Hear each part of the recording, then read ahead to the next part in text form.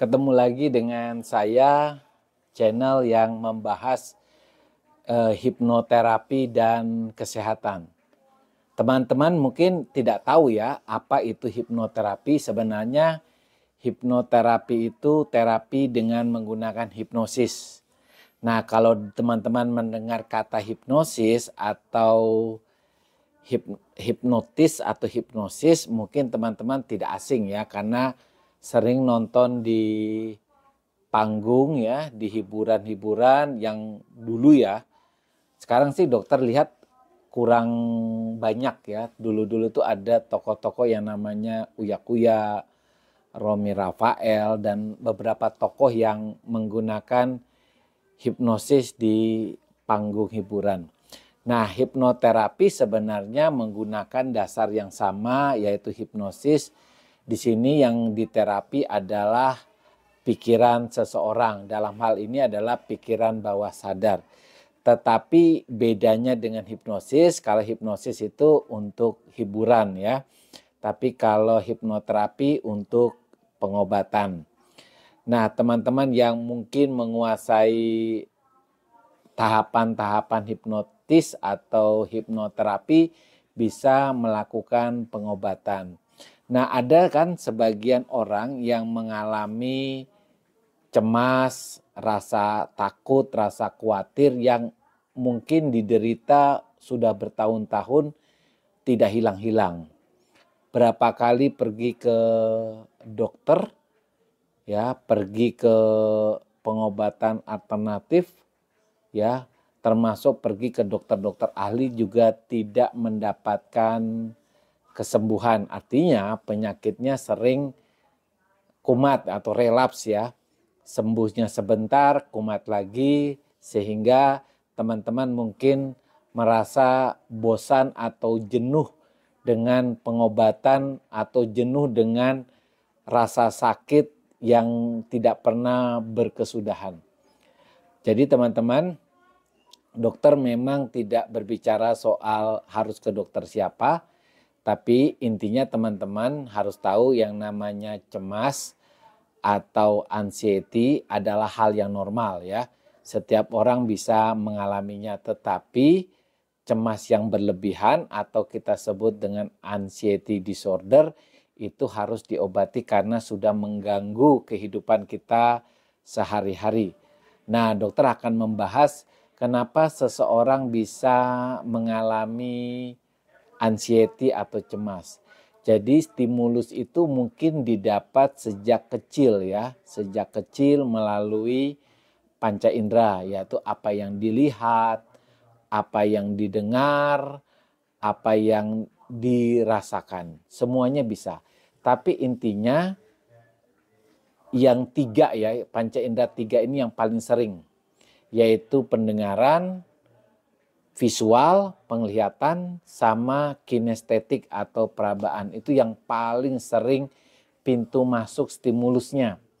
Jadi contohnya ini dokter kasih contoh. Misalnya waktu dia kecil, ya orang tuanya pernah mengatakan demikian ya. Artinya bukan kesengajaan tapi tidak disengaja bahwa itu akan menimbulkan efek di kemudian hari.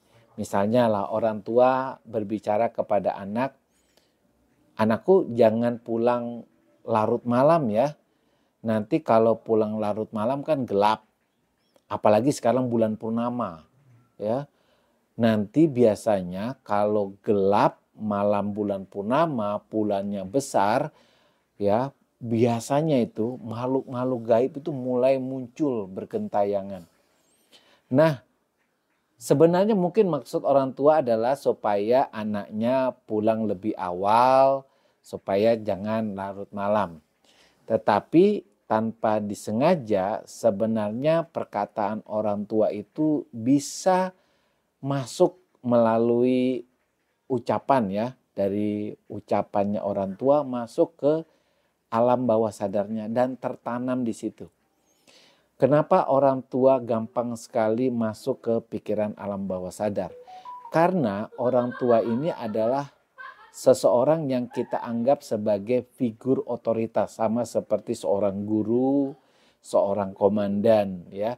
Ketika dia berbicara, maka apa yang dibicarakan itu mudah sekali masuk ke pikiran alam bawah sadarnya. Apalagi orang tua itu ngomongnya berkali-kali ya, berkali-kali, sehingga sudah figur otoritas, diucapkan berkali-kali, dan itu akan masuk ke pikiran bawah sadarnya. Mungkin orang tuanya senang pada saat ini ya, karena anaknya selalu pulang agak siang gitu ya, jadi tidak sampai malam. Tetapi perkataan orang tua ini akan dirasakan pada anak ketika anak itu mungkin sudah menginjak dewasa, di mana misalnya dia sudah harus kerja. Kebetulan ada shift malam ya. Nah, kemudian pada shift malam itu kebetulan lah malam jam 9 atau jam 10 malam, ketika itu bulan purnama. Bayangkan ketika si anak melihat bulan purnama, maka memori yang tersimpan di masa lalu ya, perkataan orang tua yang di masa lalu itu akan muncul sebagai bentuk kecemasannya.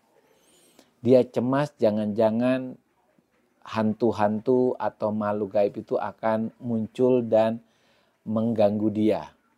Nah, inilah yang sebenarnya terjadi pada orang yang mengalami anxiety atau cemas ya.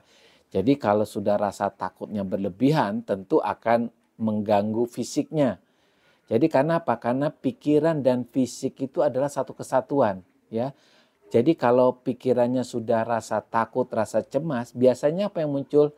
Tangannya gemetar, tangannya berkeringat, kepalanya pusing, asam lambungnya naik, badannya lemes. Nah, itu kan.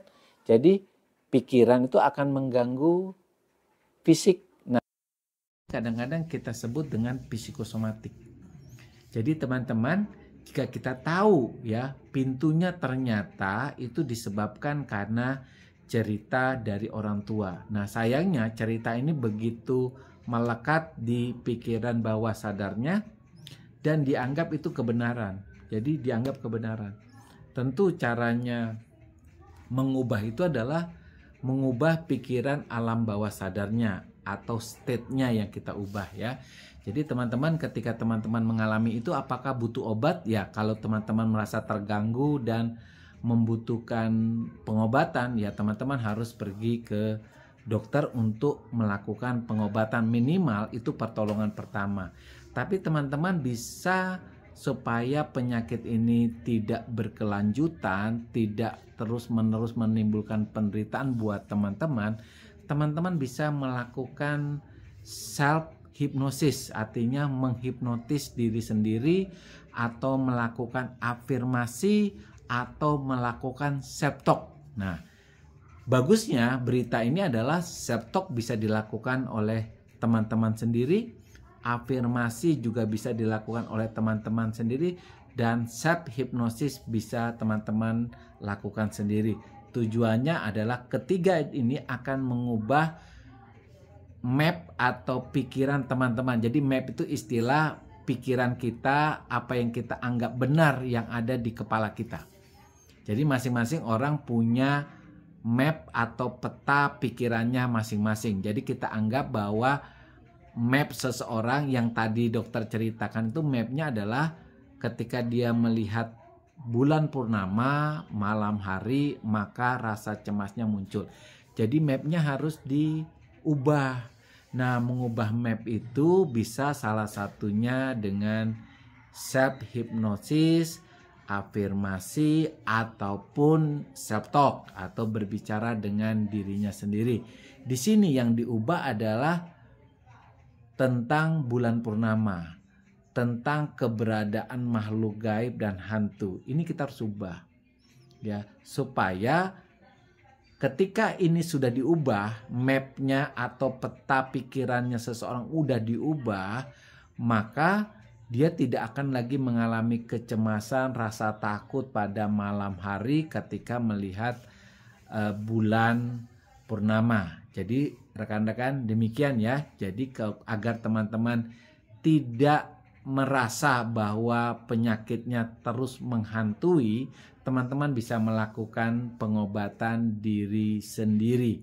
Nah, buat teman-teman yang sudah menjadi orang tua, ya, supaya anaknya tidak mengalami kecemasan, rasa takut di kemudian hari, itu harus hati-hati berbicara, karena apa yang kita bicarakan itu mudah masuk ke pikiran anak kita. Oke, tetap semangat.